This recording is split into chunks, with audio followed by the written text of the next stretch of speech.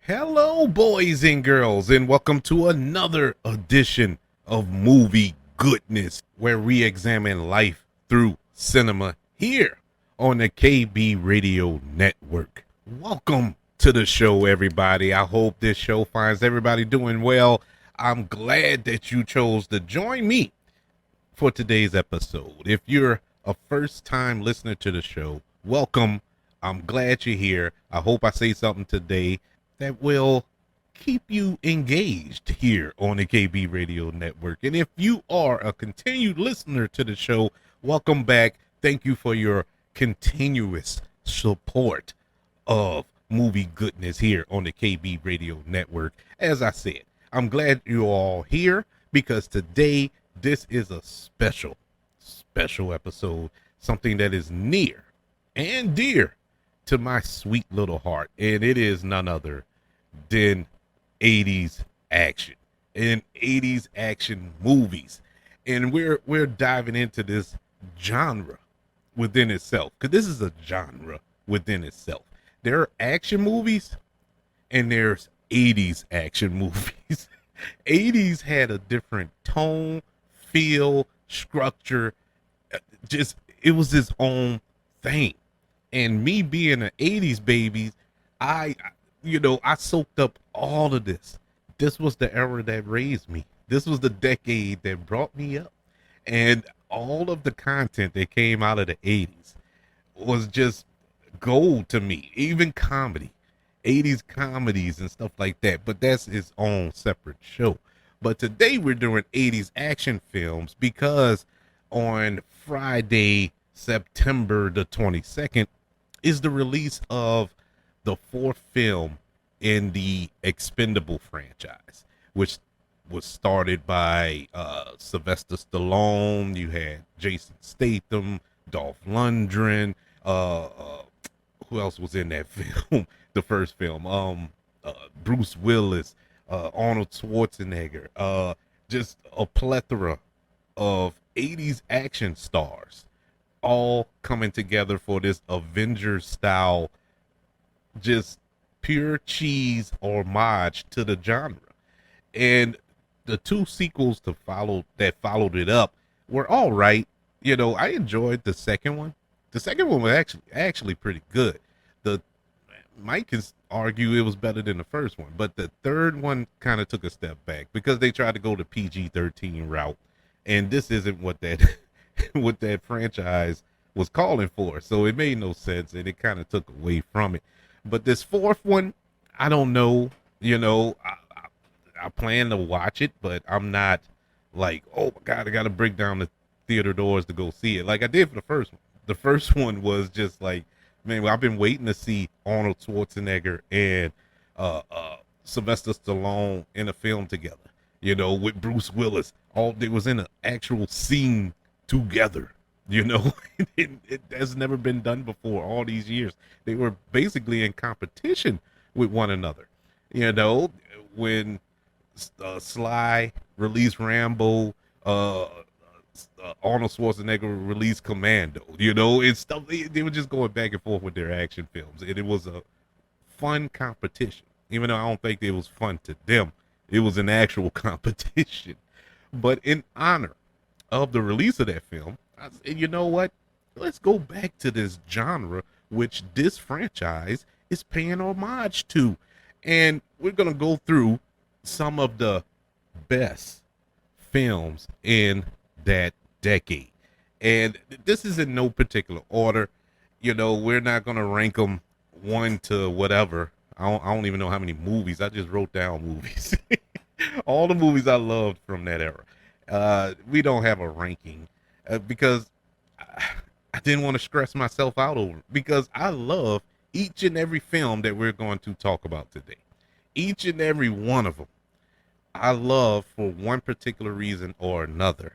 And I just cannot choose which one is better than the next one, because they all are great in my humble opinion. Now, before we get into the films, let's be clear. 80s action films were cheesy, they were excessive, they were over the top, and they were funny. You can make an argument they were poorly written, and in some films, even poorly acted. Critics tore these films apart. None of these movies that we're going to talk about, maybe a couple. Actually, one of them, it was nominated for Best Picture, but the majority, I mean, 99.9% of the films that we're going to talk about today aren't quote unquote good movies.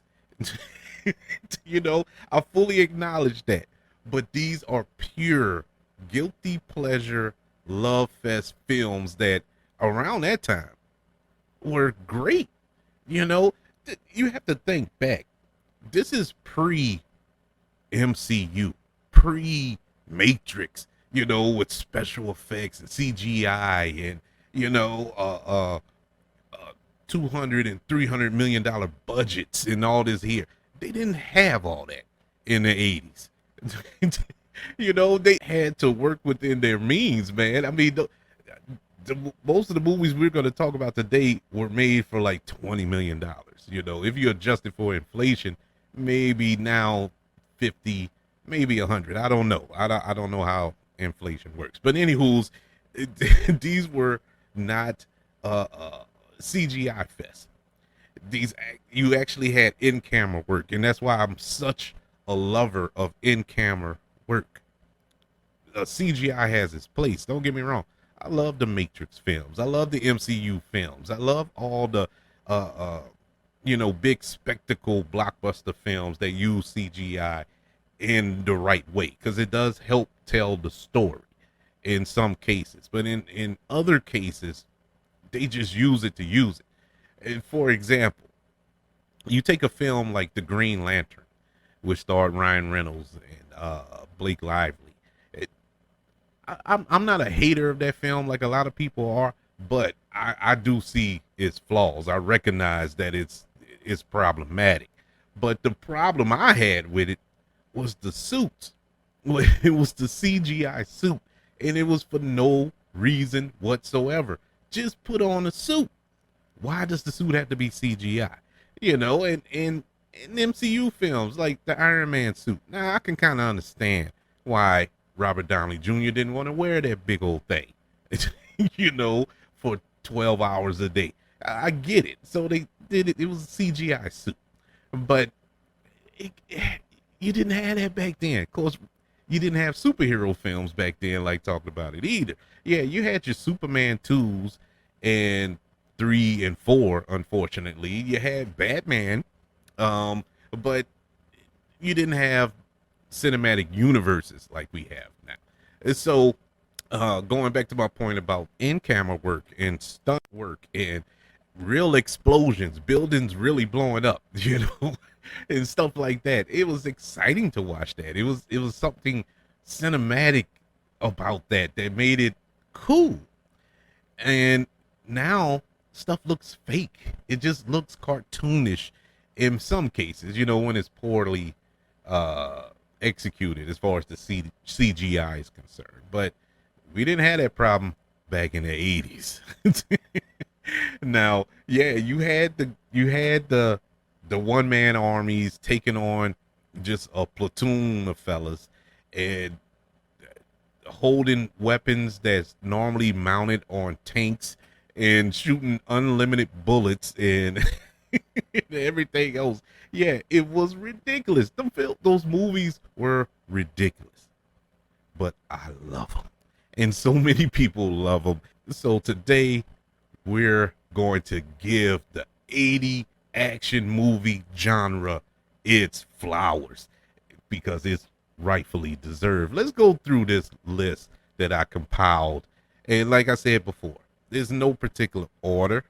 Maybe once we get to the end, these are probably the better ones, once we get to the end. But like I said, it's no number one, number two, number three. We're not going that route. So and even this first film is not the worst is just the first one that popped in my head when I started making this list, and it is none other than the 1989 film which stars Sylvester Stallone and Kurt Russell, Tango and Cash. I absolutely love Tango and Cash.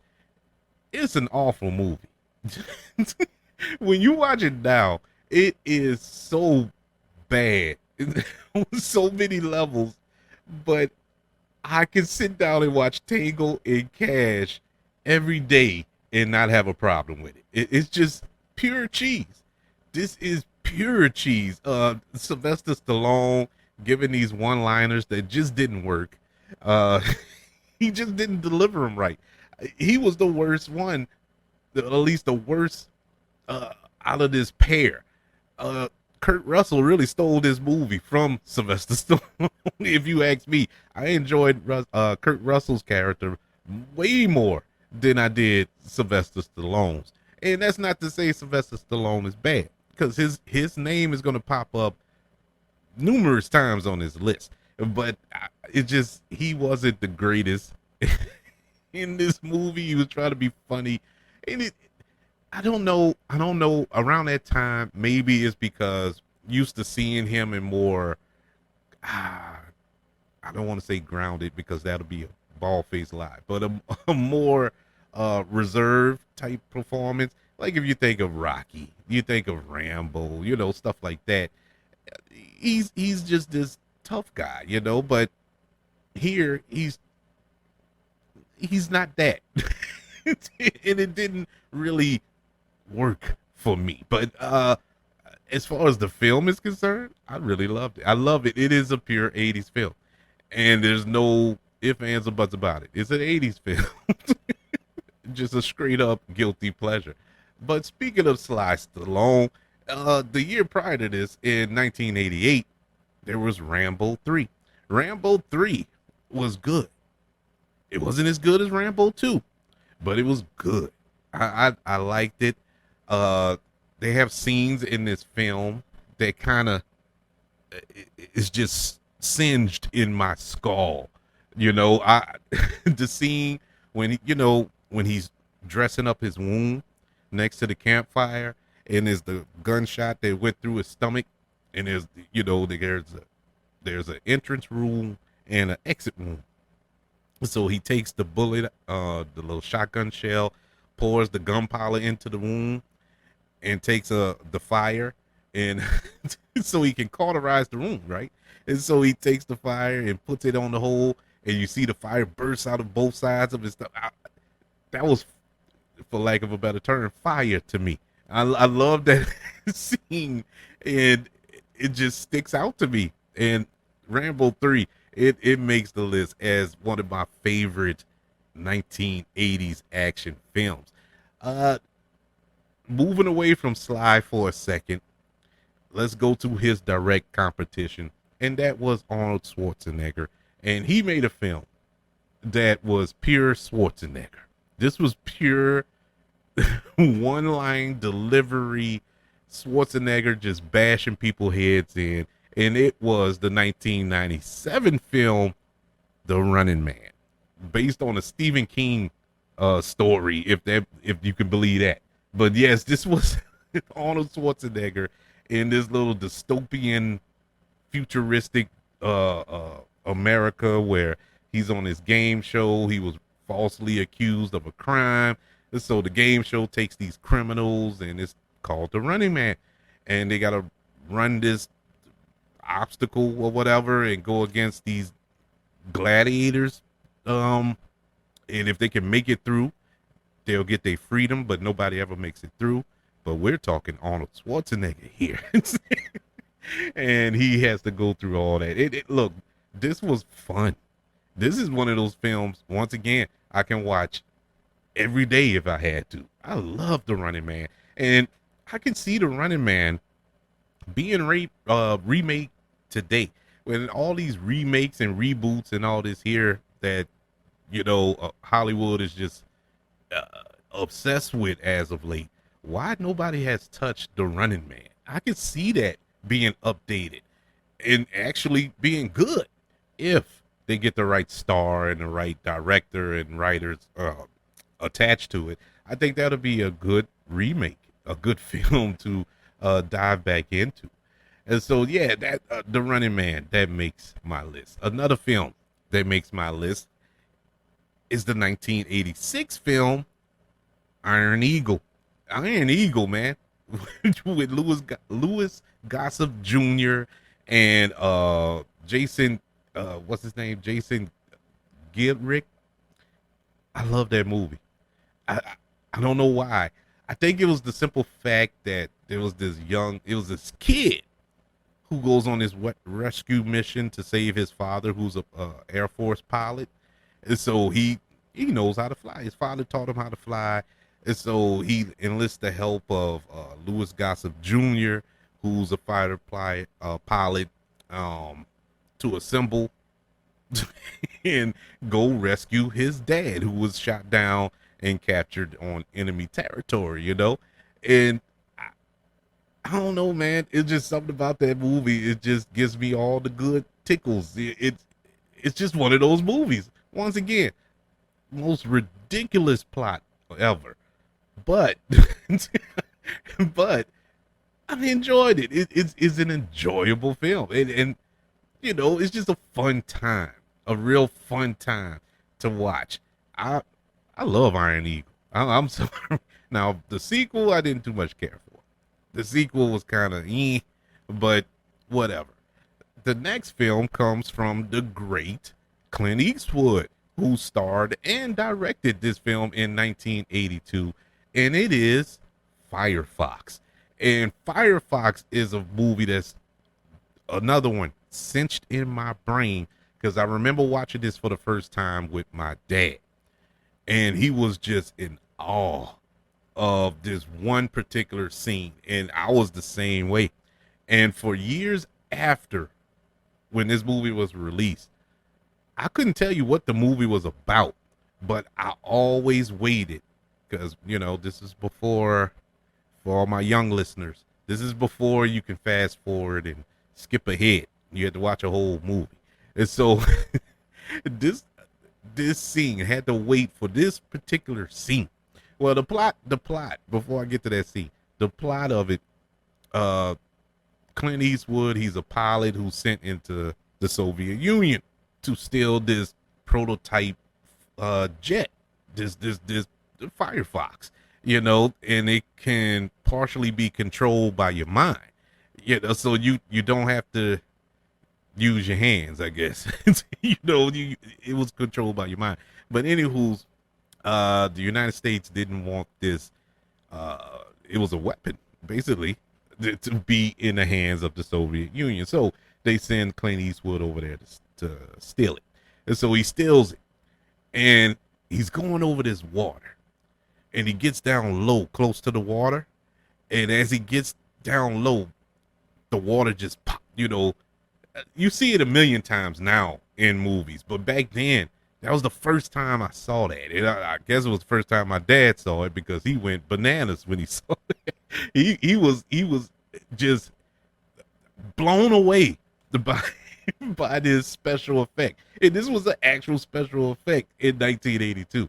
And I was like, man, how did they do that? He's not touching the water, but the water, he's going so fast that the water is just coming up behind him. It was amazing. And just for that scene. Now, the rest of the movie was all right. It was all right. But that scene alone gets it put on this list. And it has sentimental value as well. But it was amazing. Love that movie. Another one that is a guilty pleasure. And for some strange reason, I don't know why, I felt that this was a franchise. For years, I thought it was a franchise, but it was just one. And I think the reason I thought it was a franchise was because of the title. And it was the 1985 film Remo Williams' The Adventure Begins. And it starred Fred Ward. And this was action comedy. And the premise of Remo Williams, The Adventure Begins, An officially dead cop is trained to become an extraordinary assassin in service of the U.S. president. And I always looked at this film as like a superhero movie because he was able to do extraordinary things. He could jump higher than anybody else because he was trained, and he can run faster than anybody else, and stuff like that. And Fred Ward, it was just born to play that role. And I thought it was a franchise because I'm like, okay, this is the first one of many. I guess that's probably was the idea going into it, but it didn't click at the box office, I suppose, and so they stopped at one. But I loved Remo Williams, and I really, really hate the fact that we never got more of these movies. I think it could have been a franchise had they given it a chance. But it was a good blend of action and comedy, and there's a lot of those 80s action films that has that trope, action and comedy, and it was perfectly done here. And it's one of my favorites. It's truly one of my favorites. It rightfully deserves to be on this list. The next film on this list, the 1983 film Blue Thunder, and this movie, once again, just like Clint Eastwood had the prototype mind plane that you could control with your mind, you had Roy Scheider. He was a cop, he was a test pilot, and it was this experimental police helicopter that he was testing out, and he learns about this sinister little plan that was going to that they had plans for this new helicopter, the people in charge. And so he decides to steal it, and he had to fight back against the powers that be. And it was a cool little action crime drama that I don't hear a lot of people talking about today, but it's one of the best in that era. Speaking of one of the best in that era, if you want to talk about 80s cheese, if you want to talk about the definitive 80s action movie, you don't have to look no further than the 1989 action thriller Roadhouse, starring Patrick Swayze. This is a pure 80s film. It has all of the tropes. Cheese, cheese, ridiculous action, hand-to-hand combat, one man versus a gang in a small town. It was the paint by numbers version, of an 80s action film. And Patrick Swayze, who, we're just a few years removed or a couple of years removed from Dirty Dancing, and now he's in this rough and tough action film. And hey, man, he held it down. R.I.P. to Patrick Swayze, by the way. Roadhouse is the definitive 80s action movie. I have no other way to describe it. If you've never seen Roadhouse, I feel so bad for you. I feel so bad for you because you missed out on arguably one of the best movies of all time. This is an awesome, awesome movie.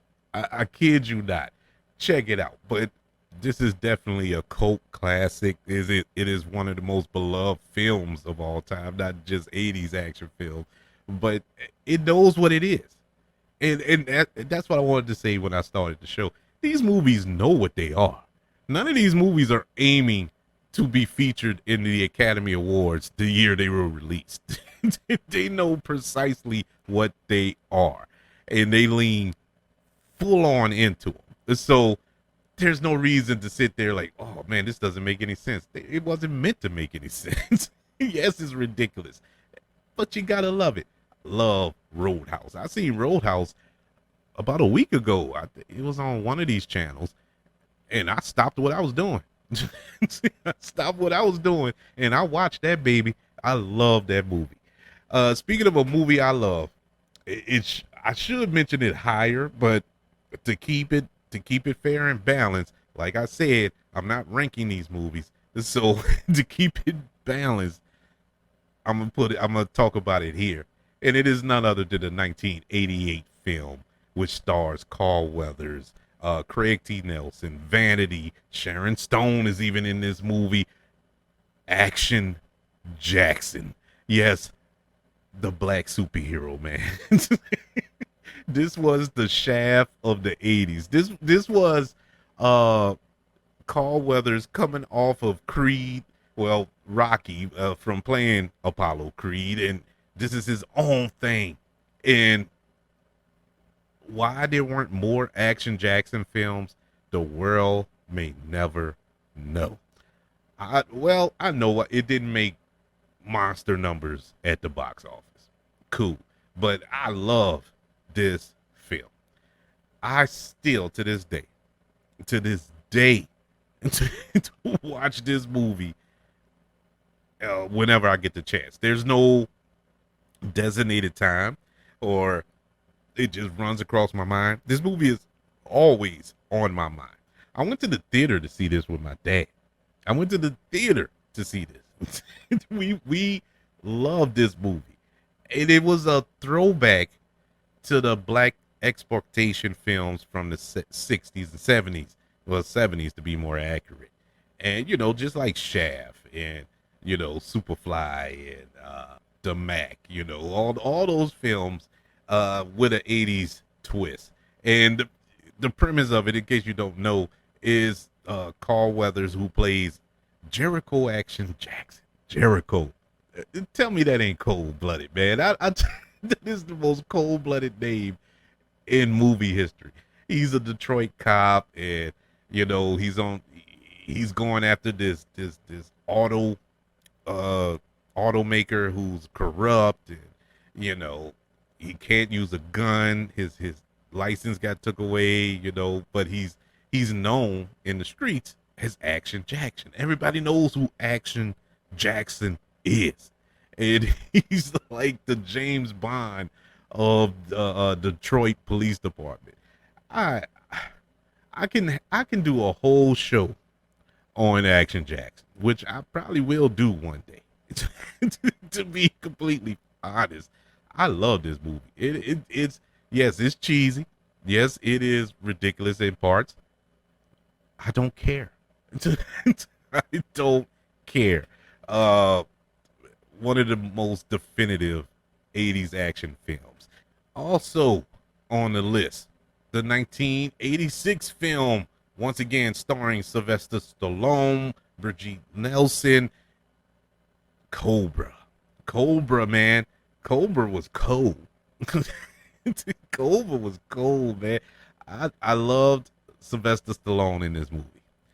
This is Sylvester Stallone at his peak, being able to do whatever he want to do, and he did this. Just a little backstory on that. Initially, Sylvester Stallone was going to be in Beverly Hills Cop.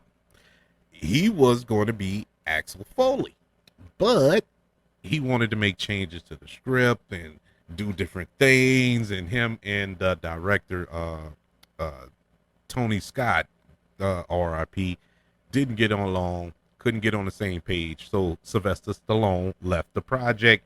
Hence, therefore, Eddie Murphy took the role. which is like, I don't know how you go from Sylvester Stallone to Eddie Murphy, but look, it worked out.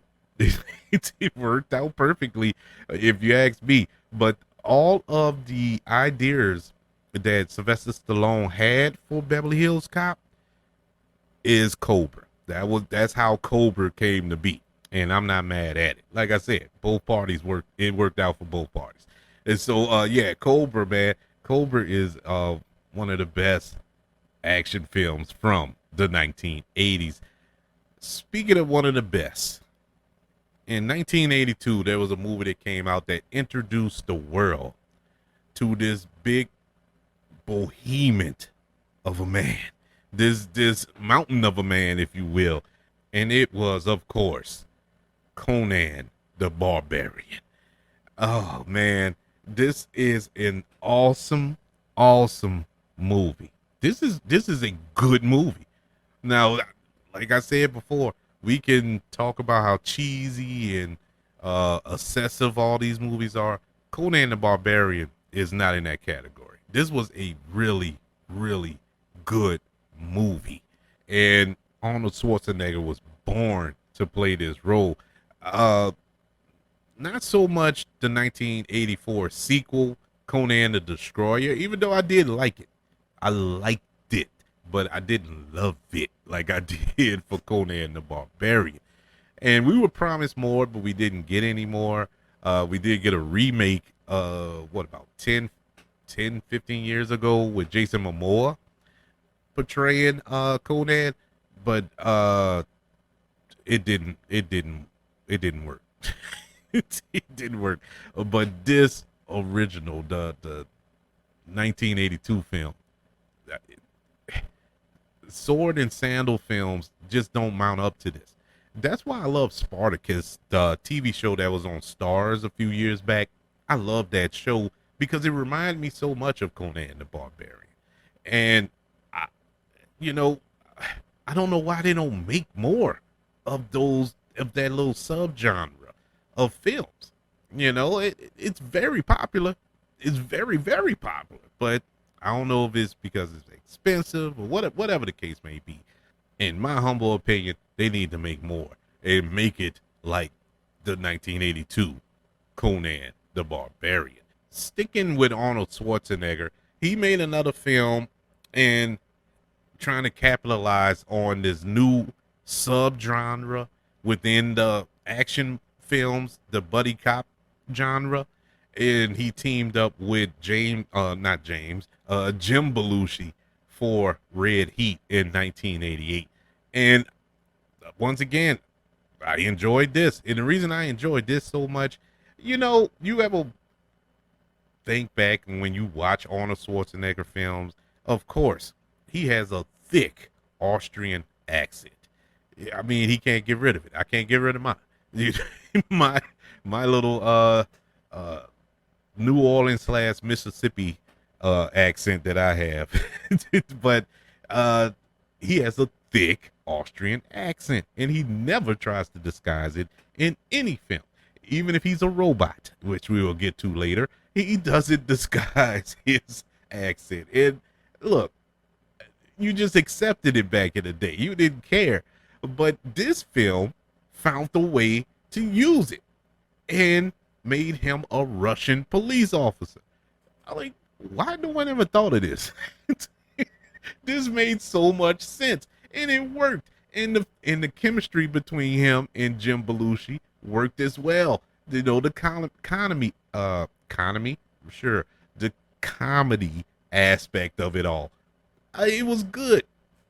Small little film. This is a small little film in comparison to Arnold Schwarzenegger's other films, you know what I'm saying? But so good. So good. Red Heat, definitely one of the best action films to come out of the 80s. Now, this next one, it's kind of a cheat, but I don't know how to describe it. But I felt I had no choice but to put it on this list because technically it did come out in the 80s. It came out in 1980. And it's not an action movie per se. It is a superhero film. And it is Superman 2. And the reason I feel this is kind of a cheat is because which version am I talking about? Am I talking about the 1980 theatrical version or the Donner cut? I never saw the Donner cut. I did see scenes from the Richard Donner cut on YouTube, but I never saw it compiled into one film. I know it's out there. I just never watched it in its totality. But I did see the scenes to see if the movie was a little different. But to be honest with you, I wasn't mad at Superman 2. I actually loved Superman 2 growing up because that's all I had to see growing up. There was no comparisons to anything else. It wasn't like I could sit there and say, well, Spider-Man was better or, X-Men film was better. It wasn't, you had nothing else to compare it to. I guess you could compare it to the first Superman, which came out in 1978. But I mean, around that time, I didn't know, I didn't know they switched directors mid filming, and so it really didn't register with me. Of course, in 1980, I was a whopping 1 years old. So what did I know that Superman doesn't have the power to project false images of himself throughout a cave, or uh, or take the S off his chest and make a net and capture one of the Kryptonians. I didn't know. I didn't care. I didn't care in the first Superman when he spent the world back around to reverse time. Sure, logically, going on the laws of physics, that made zero sense because we all would have died due to the shifting of the gravity. But it's a movie. I didn't question it. I didn't question the things that happen in here. Now, when I watch it, I'll sit back and be like, I can pick it apart because since then, since 1980, I've read Superman comic books, I've watched other Superman movies, and I have an idea of what Superman truly is and what he can do. And it's not the best. It's not the best, but I love Christopher Reeves. I love Gene Hackman as Lex Luthor. I love Margot Kidder as Lois Lane. It was great, and Terrence Stamp as Zod and all that. It was great. I enjoyed it. Still enjoy it. It is a guilty pleasure, and so and it had action in it. So I'm gonna put it in here. I'm gonna put it in here as one of the best action films of this decade. Coming up next is probably the film. Well, I'm gonna talk about two films back to back, but the first film is arguably the birth of the buddy cop film genre, and it is none other than the 1982 action comedy 48 Hours, which starred Nick Nolte and Eddie Murphy. This is still one of the best buddy cop films ever. I put quotations around buddy cop because Eddie Murphy isn't a cop in this film. Now, the next film I talk about is going to be two cops. And you can make the argument that that was the birth of the buddy cop film. But this had the same formula. This is pretty much the trope that began this little subgenre. And the comedy of Eddie Murphy, the straight edge, hard nosed cop, Nick Nolte pairing off against one another is a thing of gold. Is a thing of beauty. It worked for some strange reason, even though you couldn't get two vastly different actors to play off of one another like this. But for some strange reason, it worked. Even spawned a sequel, which was pretty much copy and paste of the first film, but this was this is an absolute classic. Eddie Murphy first film, not in his prime, but it started just this rocket fueled injection into stardom for Eddie Murphy, and it is one of the most exciting films in the 80s. Definitely an 80s movie. It feels 80s. It drips 80s. It's 80s. But the next film, if you haven't guessed already, is of course the 1987 film Lethal Weapon. And Lethal Weapon took this action movie genre to a different level, I feel, because this was an actual film. There was seriousness. There was weight. There was great acting. There was a great screenplay behind this. This was a great direction also. This was just great. It spawned 3 more sequels, and all of those films were great. The chemistry between Mel Gibson and Danny Glover, amazing. Gary Busey as the villain, awesome. Everything about this movie works, works to this day. It's still an absolute juggernaut of a film that holds up in a lot of places. You know, a lot of these films that we're going over today don't really hold up. You know, when you watch them again, whether it's the special effects or the look or the soundtrack or uh the way they talk or the way they treat women or the way they stuff like that, it won't hold up. But this movie holds up. They actually made a film. All these other movies are just that, movies, but this was a film. you know this could have easily been nominated for an Academy Award. But I absolutely love Lethal Weapon, and it just turned the 80s action movie genre clear on his head. Clear on his head. And it made them really focus on making serious movies instead of just, punchy, punchy, bang, bang movies. You know what I'm saying? This has substance. And up till then, you didn't have all that. It was just pure entertainment. But there was an actual story, the backstory with Riggs and and all this here. It was just perfect. It was perfect. And I even love all of the sequels. Lethal Weapon 2, 3, and 4. I love them all. Everything about this film genre. Lethal Weapon makes the list, of course. And since I cheated with Superman 2, I'm going to cheat again. I'm going to cheat again and throw in the 1989 superhero classic starring Michael Keaton and Jack Nicholson and directed by Tim Burton. You guessed it, people. Batman. Yeah, man. I mean, how can I not have Batman on here?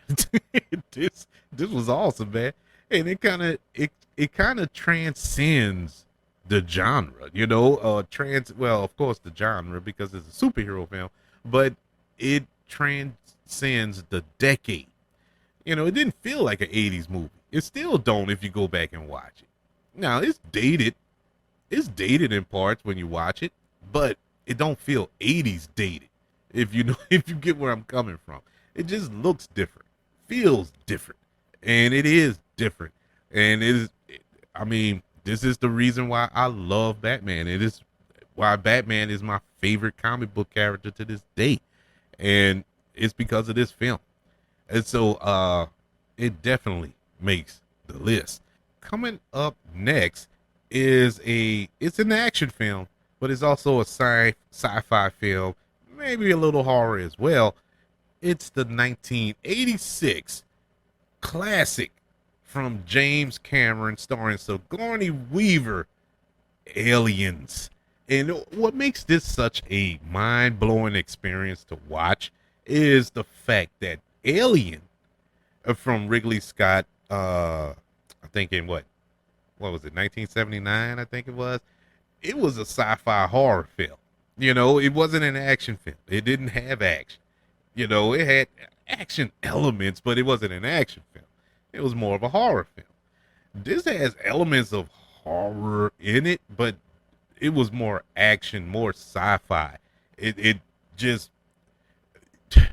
aside the fact that Sigourney Weaver played in both films and it features aliens, they're two different films, They're completely different films, but it works within each other. You know what I'm saying? It's perfect.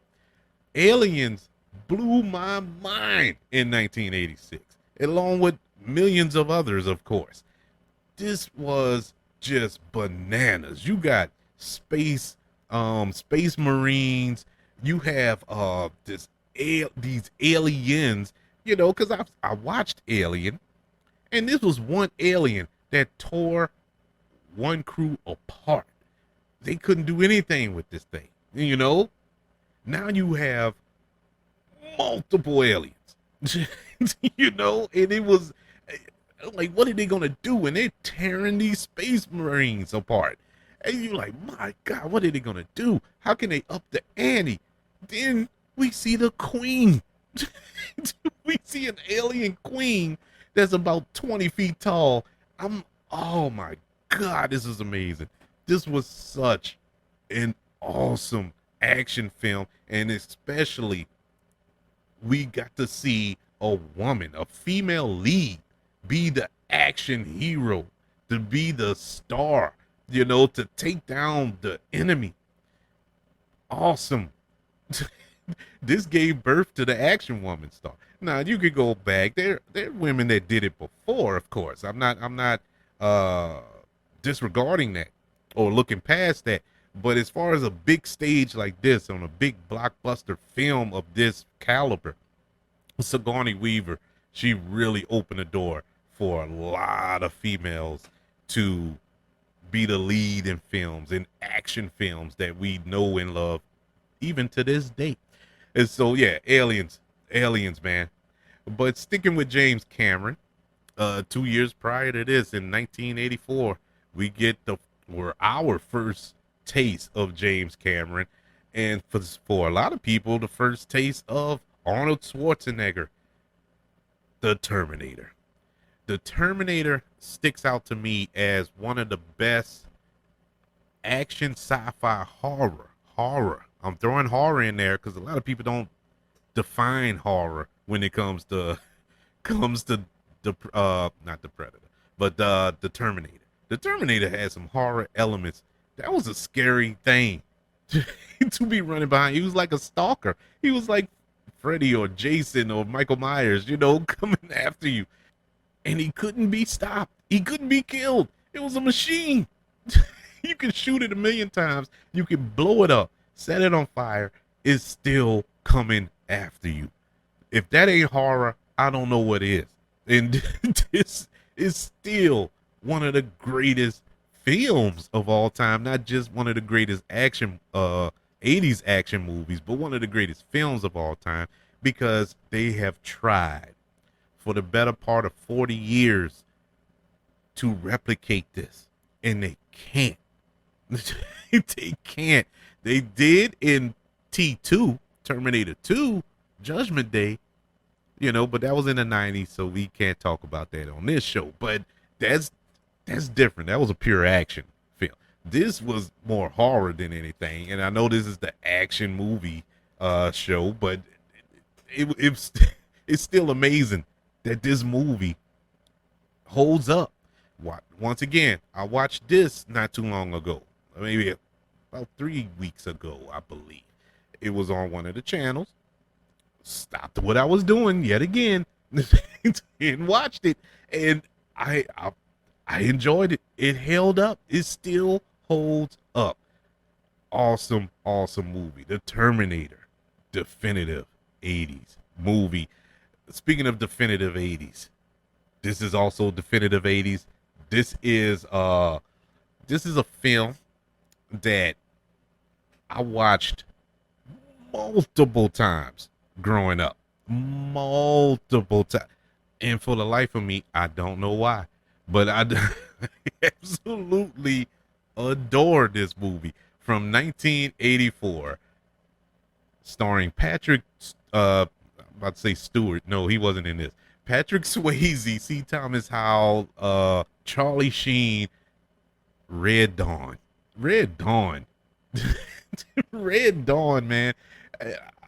Red Dawn is the reason why a lot of there's a lot of people, I'm not going to say who, but y'all know where I'm going with this. There's a lot of people running around here with guns and flags and showing their patriotism because they watched this movie and strongly believe that we're going to be invaded by some other country, and they're going to be prepared. And it was because of this movie. Red Dawn is crazy bananas, bro. I mean, these kids in this a group of teenagers band together and they defend their town after the United States gets invaded by was it the Soviet Union? I think it was the Soviet Union. Yeah, it was the Soviet Union. Right before World War III breaks out. And the Wolverines, that's what they were called, the Wolverines, and it was awesome. It was an awesome movie. Still an awesome movie. They had a remake that came out about 10, 15 years ago. Not good. Yeah, you stay away from that one. But the original is top notch. I love Red Dawn. In 1986, we got a film that we just recently got a sequel to. You know, just got a sequel to, and it grossed over $1 billion last year, rightfully so. And the original came out in 1986. It is starred Tom Cruise, Tim Robbins, Kelly McGillis, uh, uh, Val Kilmer, directed by Tony Scott. Top Gun. Top Gun, perfect film. I reviewed it maybe a couple of years ago on the show. I still feel the same. Love the sequel, but this was awesome. This movie, once again, transcends the decade, holds up perfectly if you watch it today. You can watch it back to back with Top Gun Maverick and, feel like they're conjoined, even though they're 30 years or 40 years apart. It is great. This is a great film. Um, there's nothing more I can say about Top Gun that hasn't already been said. So we move on to the next year, 1987, and we get another science fiction slash action film. And this was one of the most brutal films I have ever seen around that time. I've seen worse since then, but I mean, the young little 8-year-old Kevin, I feast my eyes on this and was like, oh my God, what is this? I mean, the first 10 minutes of it, you see the hero of the film getting every limb blown off, getting shot in the head, and you watching this, they're not cutting away. So you're like, what am I watching? Well, I was watching RoboCop, and RoboCop, love it, love it, love it, love it, love it. I hate the fact they remade it a few years ago, and it was garbage. I hated that movie. I hated that remake. I mean, that is the only film that I sat back and I hated from the first time I watched it, and I've watched it 5 or 6 times. Normally when I watch a movie and I hate it, I don't go back to it. The reason I went back to this, because I wanted to love it, because I love the original so much. RoboCop just took the world by storm. They had a song come out. You remember that? RoboCop, dance till you drop through the RoboCop. Yeah, that was the jam. They had a Saturday morning cartoon about RoboCop in 1987. I mean, RoboCop was everywhere. And Peter Weller, who portrayed Murphy, aka RoboCop, and his movements of a robot, the way he moved, everything was just perfect, people. Perfect. It still holds up. Yeah, some of the special effects are bad. It was bad in 1987, but it was you look at it now, it's like, ugh, but still love it. Don't care. RoboCop, one of the definitive 80s movies. Now I'm gonna break this down. These are my top 5 80s action movies. Now I know I lied. I'm gonna tell you I lied. That I wasn't gonna rank them. Now this is in no particular order. These last 5, I'm gonna be real. Well, except for the last one we talk about. That is without a doubt the best one. But these are my top 5. I'm not saying okay at number 5. No, this is just if I had a gun in my head and I had to list my 5, these are my 5. And so here we go. Let's start off at number 5. Big Trouble in Little China from 1986, starring Kurt Russell, Kim Cattrall, directed by the great John Carpenter. I mean, come on, man. The Big Trouble in Little China was like, uh, it was like visual gold. It was like visual crack to me in 1986. I could not watch this movie. Still to this day. Once again, saw it a few weeks ago on one of the channels. Watched it. I stopped and watched it.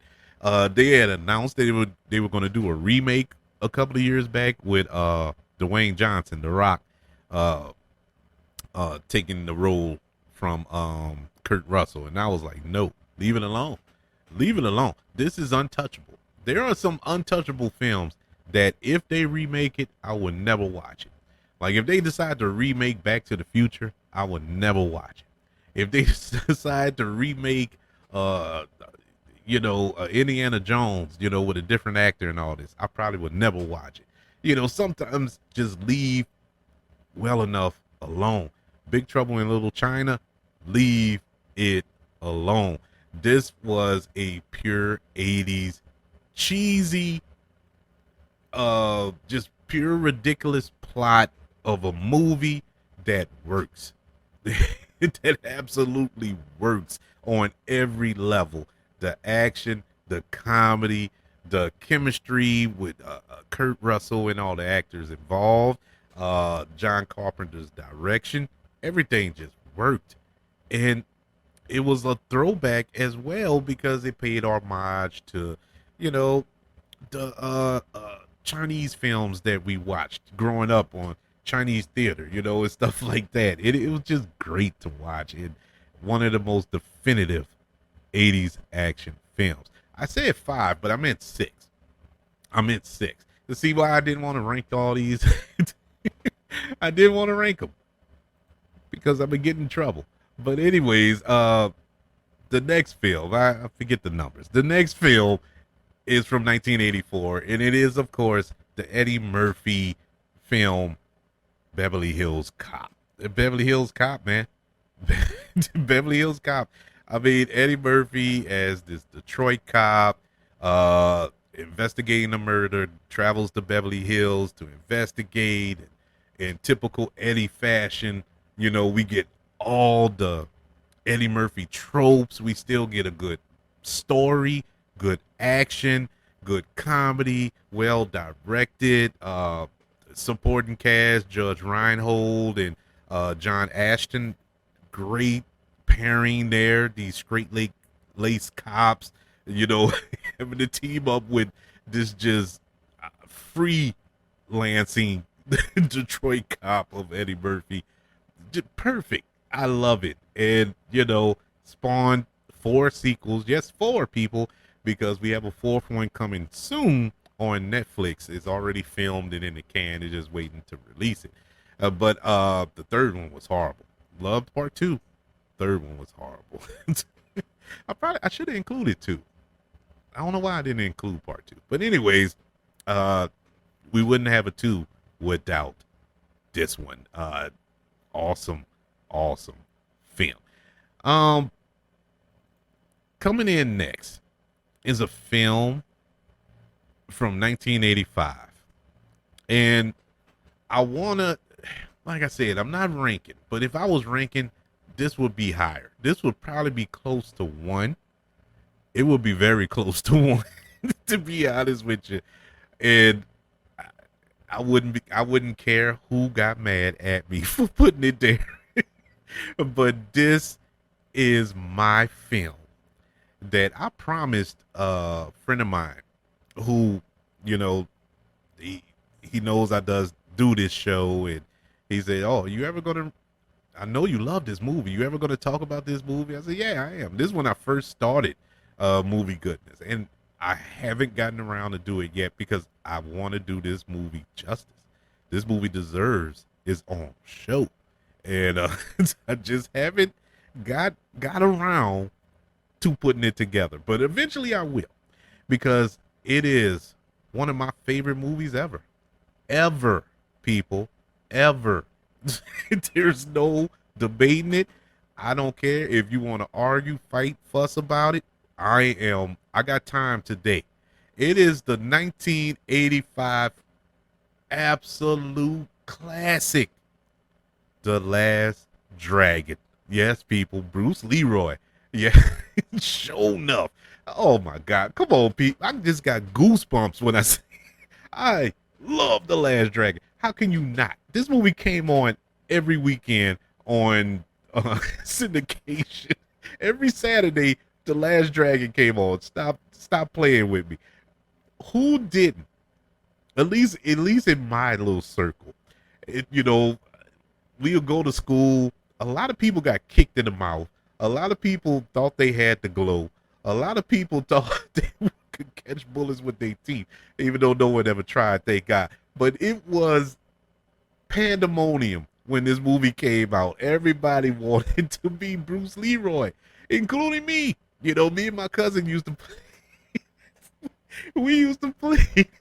We used to play this, man. We used to play karate, kung fu, and he wanted to be Bruce Leroy. I wanted to be Bruce Leroy. It was a fight before we could ever play because we both wanted to be Bruce Leroy.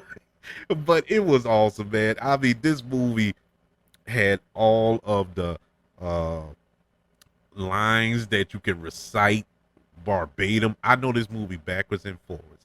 This is one of the rare films that I actually remember from 1985 that I went to the theater. I remember going to the theater to watch this with my sister. I think my sisters and my brother. I think we all went. We all went to go see this in the theater. I remember which theater it was and everything. That it's no longer there. They tore it down a few years back. But I love this movie, and when it started coming on TV on the regular, sat down and watched it every single time. Oh my God. I'm not going to go too much more into it because, like I said before, it's going to get his own show. And I promise you, it's going to be one to watch or listen to, rather. The Last Dragon. How can I not include that in here? Okay, coming up next is a film. Another one. Went to the theater. Went with my father. Yes, we went to go see this. And it was Arnold Schwarzenegger, Carl Weathers, Jesse the Body Ventura. I mean, just pure machismo. Every bodybuilder or wrestler that you could think of in one movie. Just big, meaty men slapping meat. And this was the 1987 film directed by John McTiernan, Predator, which started a franchise that nobody saw coming. And man, what a movie. Once again, just like I was talking about with the Terminator, how it spawned so many sequels because they're trying to recapture the magic, the excitement and joy that you got from that movie, and they just couldn't get it. Same thing with Predator. Nothing has came close to what the original did. Prey, which came out last year, I believe, on Hulu, came close. Really good. I enjoyed Prey, but the other sequels, not so much. Predator. I mean, what can you say that hasn't been said once again? You have all of these muscle-bound mercenary commandos, and they are just beasts. They go into this little village and tear it apart, man. They're unstoppable. It's this pure action film. You see Arnold Schwarzenegger doing his one-liners, everybody with these machine guns that look like they need to be mounted on tanks, and they just holding it with one arm. I mean, it was just pure masculinity. And all of a sudden, this turns into a horror film with this predator that is hunting them down one by one and just wiping the jungle with them. Unbelievable movie. Unbelievable movie. And it still holds up to this day. Awesome movie. Love Predator. Deserves to be on this list. Sticking with our boy Arnold Schwarzenegger, back in 1985, made a film that was made in the 80s for the 80s. It has no business having a cult following the way it does. It is none other than the 1985 film Commando. Commando is what 80s films wish they could be. They wish they could be this cheesy, this ridiculous, and have so much fun. This movie knows exactly what it is. When I was talking about that earlier, how these films just leaned into their ridiculousness, this is it. This is the definitive. We know this is cheesy. We know this is unrealistic on every single level. Enjoy. Just enjoy what we're giving you. And you can't help but enjoy. The movie comes on, you see Arnold Schwarzenegger walking through the woods holding an entire tree on his shoulder. You know, you see Arnold Schwarzenegger, one man army, mowing down a whole platoon of fellas with a gun that never runs out of bullets. You see, you see him just tear apart people, hold people up off of a cliff with one hand. You know, it's just pure cheese. The one-liners, the action, everything.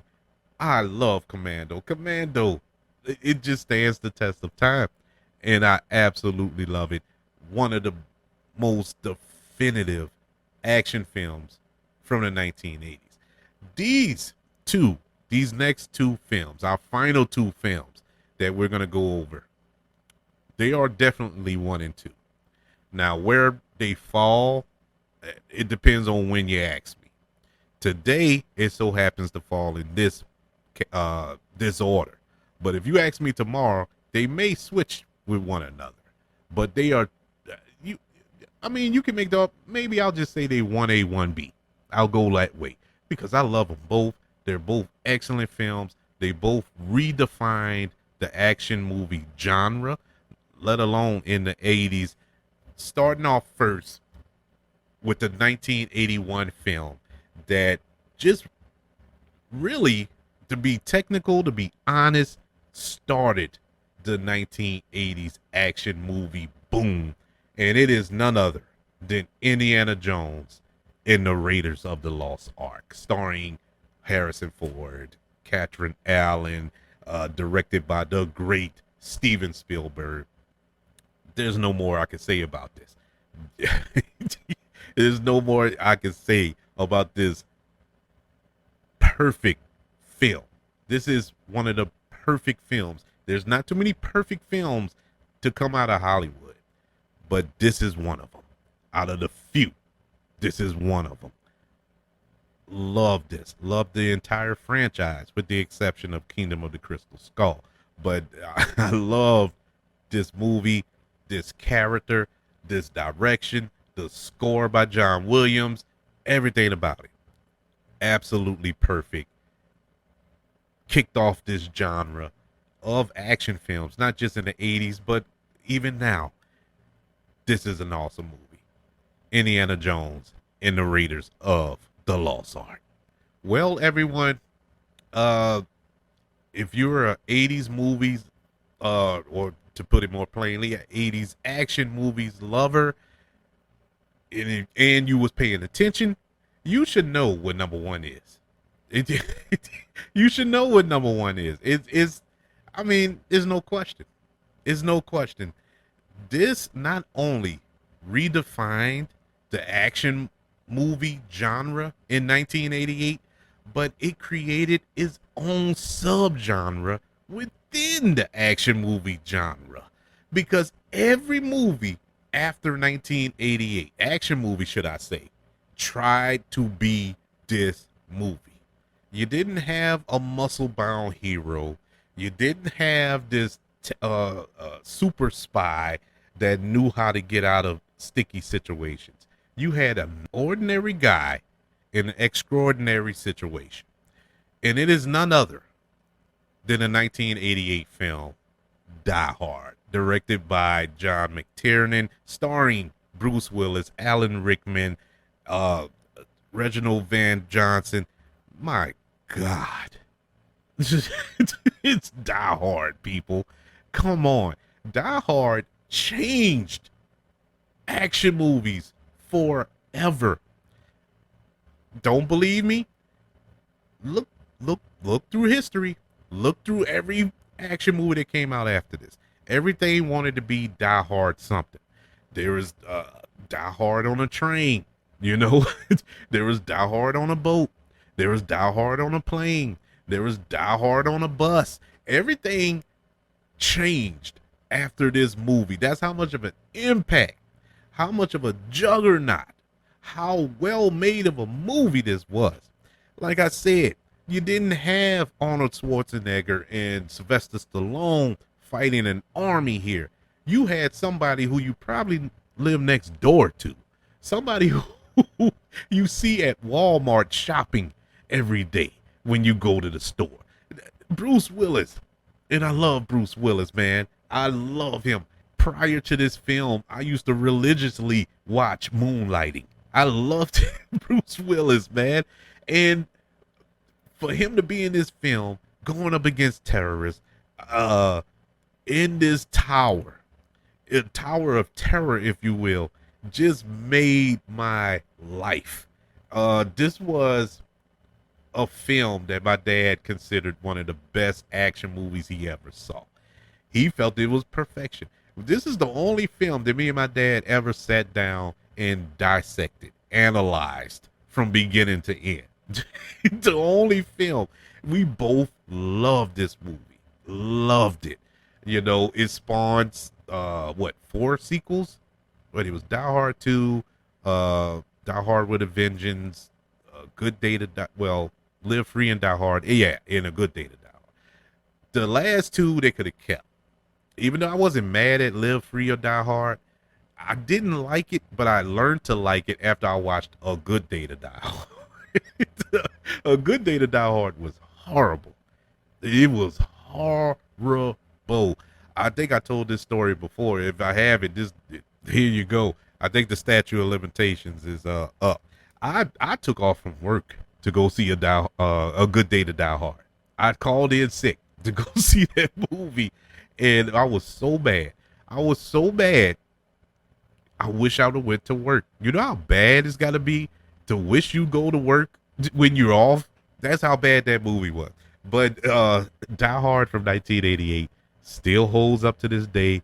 Flawless in execution, in action, in comedy, in story. And it has one of the best action movie villains of all time with the late, great Alan Rickman. I mean, there's no flaw in this movie. And like I said, it completely changed the action movie genre. Die Hard is the most definitive 80s action movie. And so that's my list. That's my rundown of the greatest era of action movies, the 1980s. But it's all subjective. Y'all probably don't like these movies. Probably not an action movie junkie like I am. I don't know. And it's fine. Film is subjective. But if you are an action movie lover, you can't look past the 1980s. This was an action movie just breeding ground. It was, so many stars were birthed from the 1980s action movie genre. And I would like to know, did I miss anything on this list out of all these movies? I don't know how many. It was close to 50. I don't know how many movies. I just wrote down stuff. But anyways, did I miss anything? Do you enjoy any of these films, or do you disagree with any of my analysis of a couple of these films? I would like to know. Email the show, kbradiopodcast@gmail.com. You can also look me up on all social media platforms. Just look up the KB Radio Network. Also, look up the KB Radio Network channel on YouTube.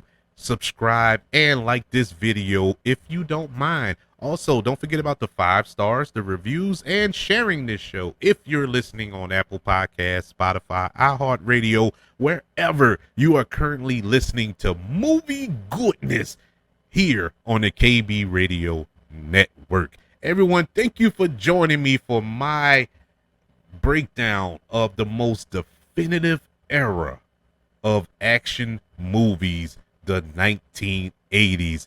I want you all to know that I love you. Continue to love everybody. And until we speak again, you all be blessed.